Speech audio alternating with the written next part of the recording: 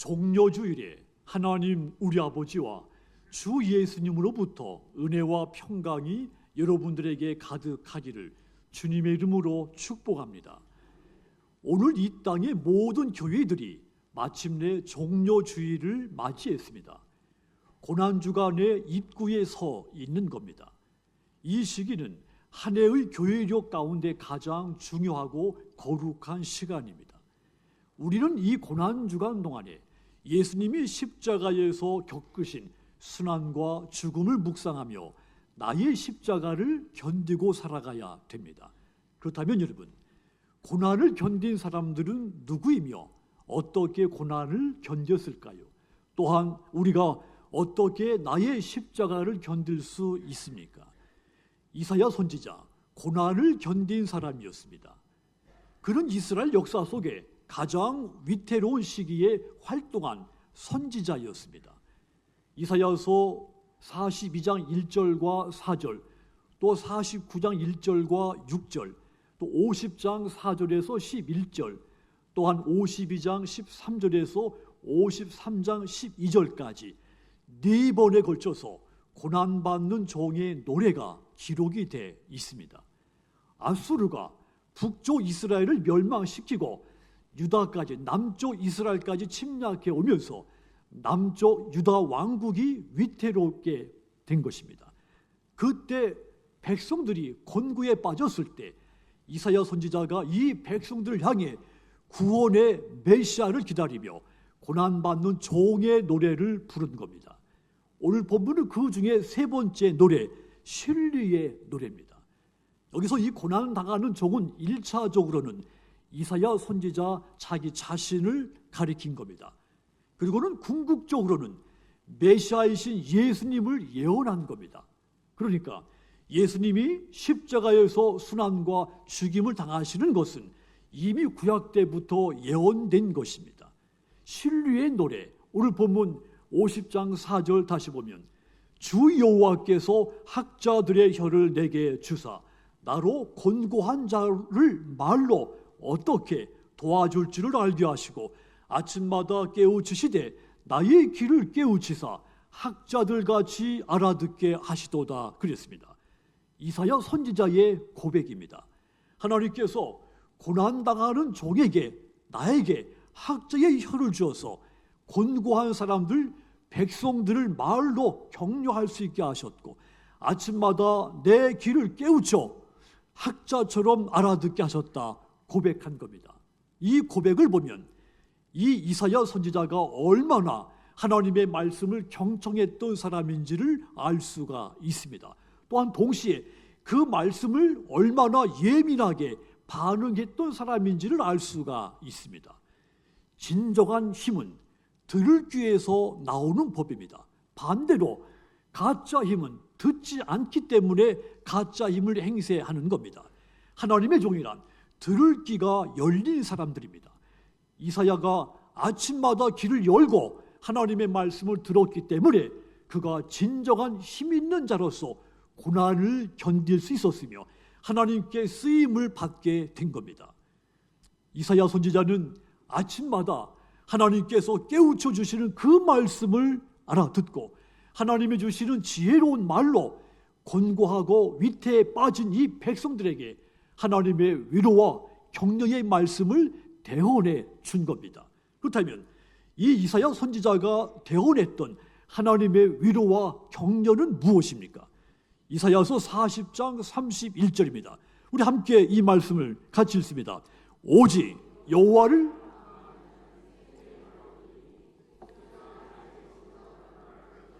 다른 박질하여도 곤비하지 아니하겠고 걸어가도 피곤하지 아니하리로다. 아멘.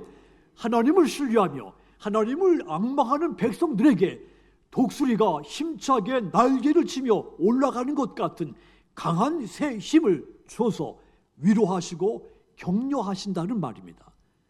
인생을 살다 보면 누구나 예외가 없이 힘이 빠지고 지칠 때가 찾아옵니다. 자신이 의지하던 모든 것이 무너져 내리는 아픔을 겪기도 하죠. 그래서 도저히 회복될 수 없을 것 같은 절망감에 빠질 때도 있습니다.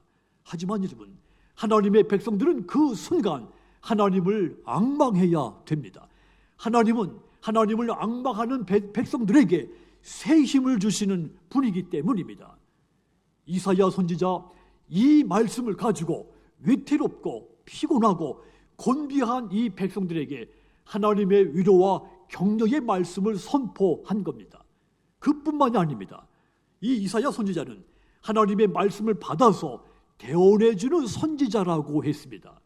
그래서 왕과 백성들이 하나님의 뜻에서 벗어났을 때는 그 앞에 서서 책망하고 경고를 해야 됐습니다. 이런 책망을 듣기 좋아할 사람은 아무도 없습니다.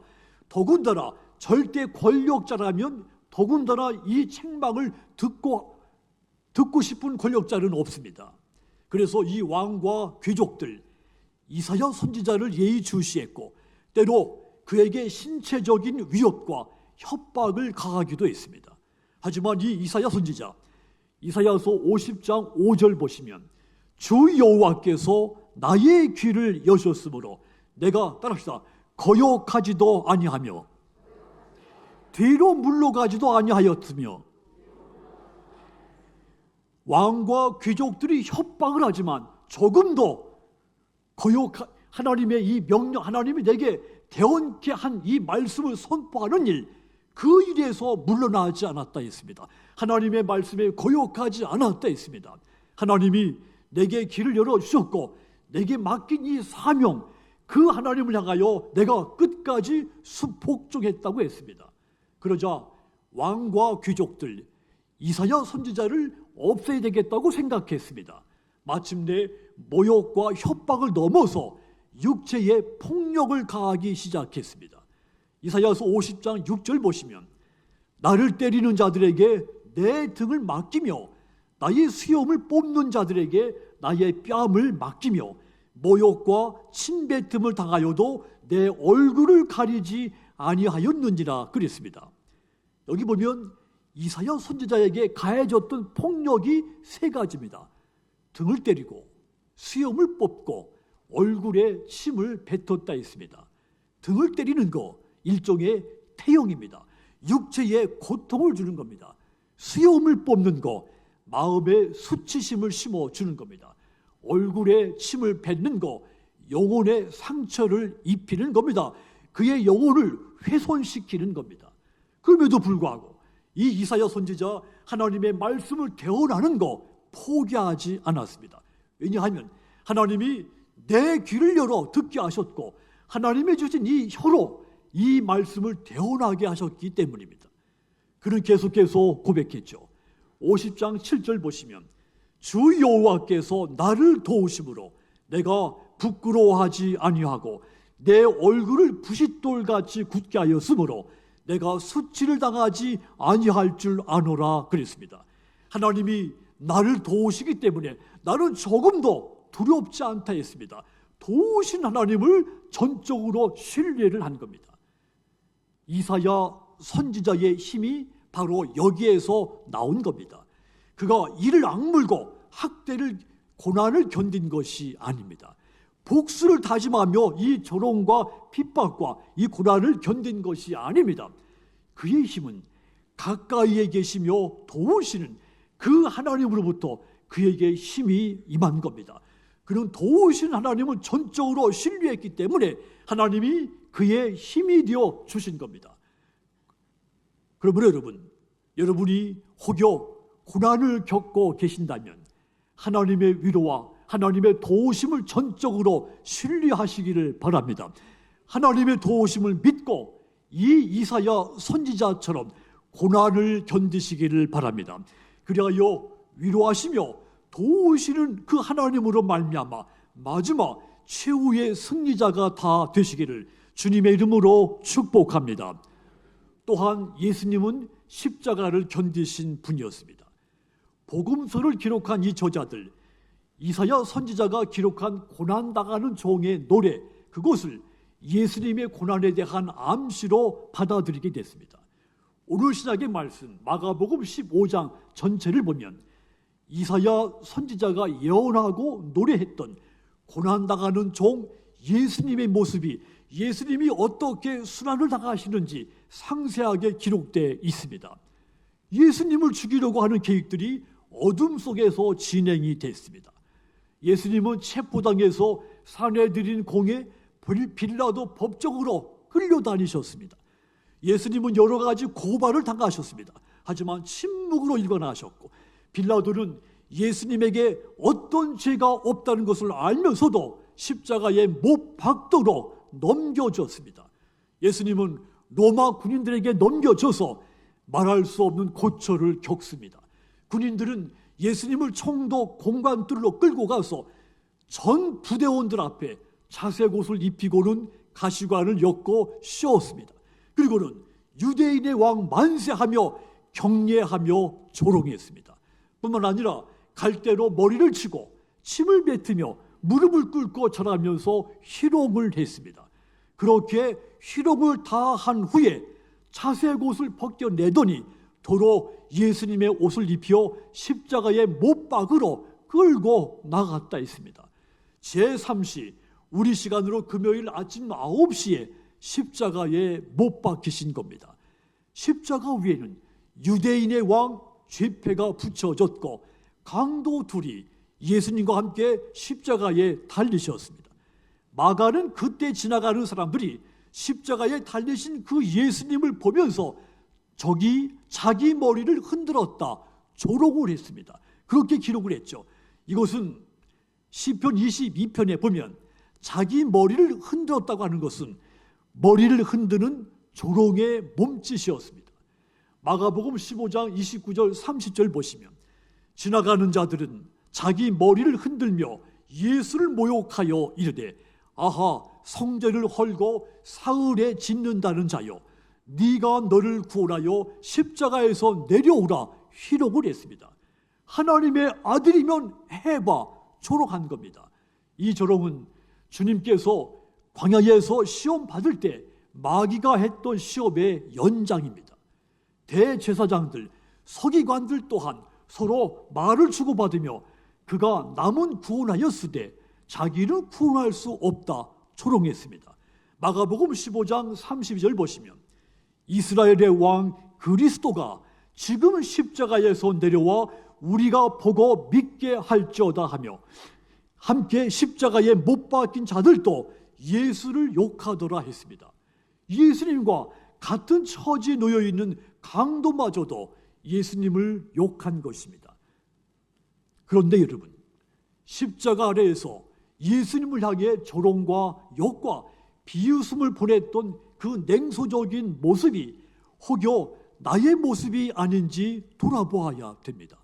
다른 사람에 대한 이해, 연민보다도 판단하고 비판하는 것에 익숙해졌고 비웃고 냉소를 보내는 데 익숙한 내 모습이 아닌지 스스로 돌아보아야 됩니다. 우리의 비웃음과 냉소와 비판 때문에 다른 사람들로 하여금 생애 힘든 순간을 보내게 해서는 안 되는 겁니다. 예수님은 그 비웃음과 냉소에 휩싸여서 생애 가장 힘든 순간을 보내신 겁니다. 그렇지만 예수님은 그 십자가를 끝까지 견디셨습니다. 예수님은 모욕을 주는 자들에게 저항하지 않았습니다. 또한 폭행을 피하기 위해서 도망가지도 않았습니다. 이사야서 50장 6절 다시 보면 우리 함께 읽겠습니다. 나를 때리는 자들에게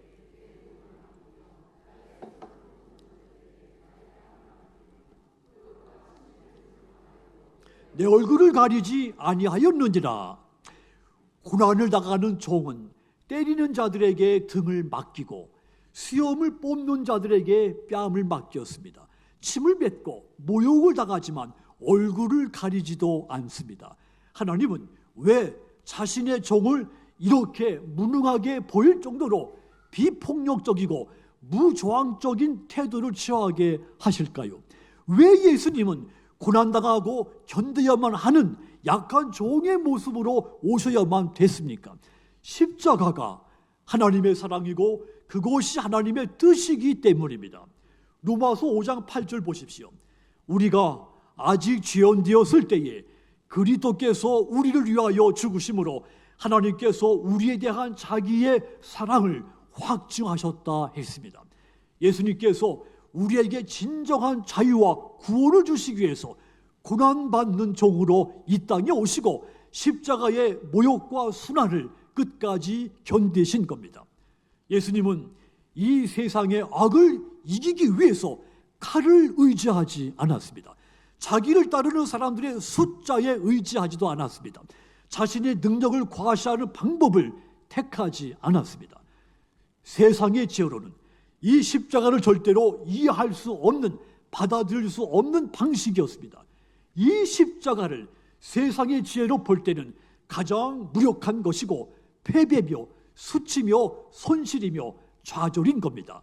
하지만 여러분, 믿음의 눈으로 이 십자가를 볼 때 이 십자가가 하나님의 사랑이며 하나님의 능력이며 최후 승리에 빛나는 영광스러운 것이라는 사실을 알게 되는 겁니다.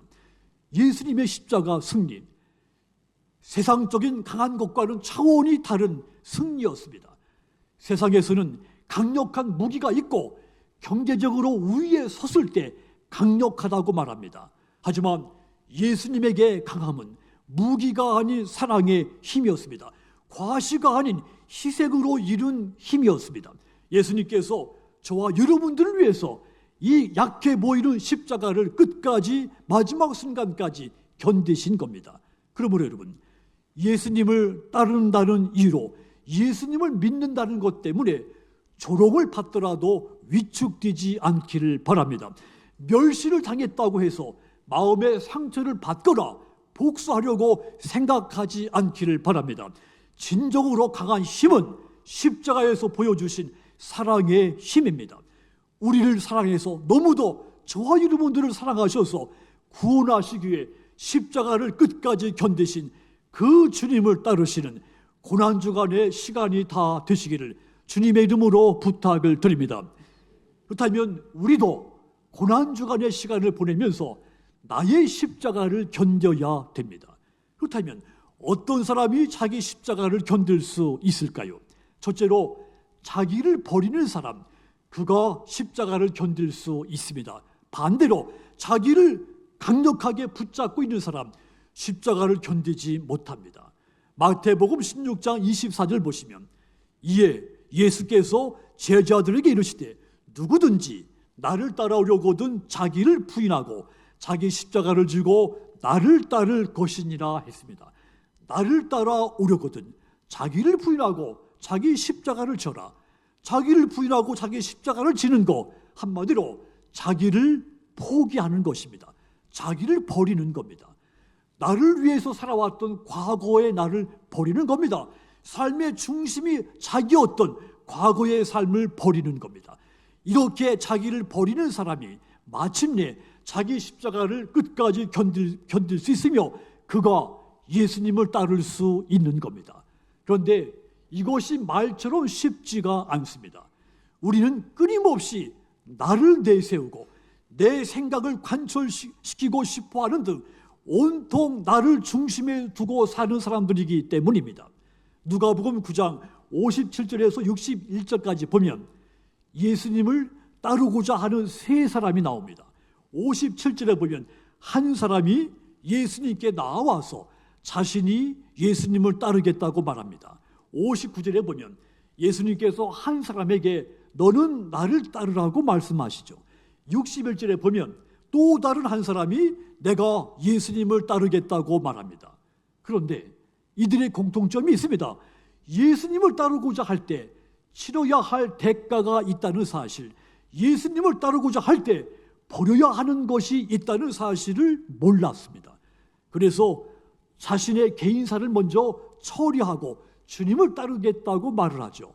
하지만 예수님은 누가복음 9장 62절에 보면 손에 쟁기를 잡고 뒤를 돌아보는 자 하나님 나라에 합당치 않다고 했습니다. 그렇습니다. 뒤를 돌아보는 사람, 자기를 버리지 않은 사람, 예수님을 따라갈 수 없습니다. 그런 사람들은 자기 십자가를 견딜 수 없습니다.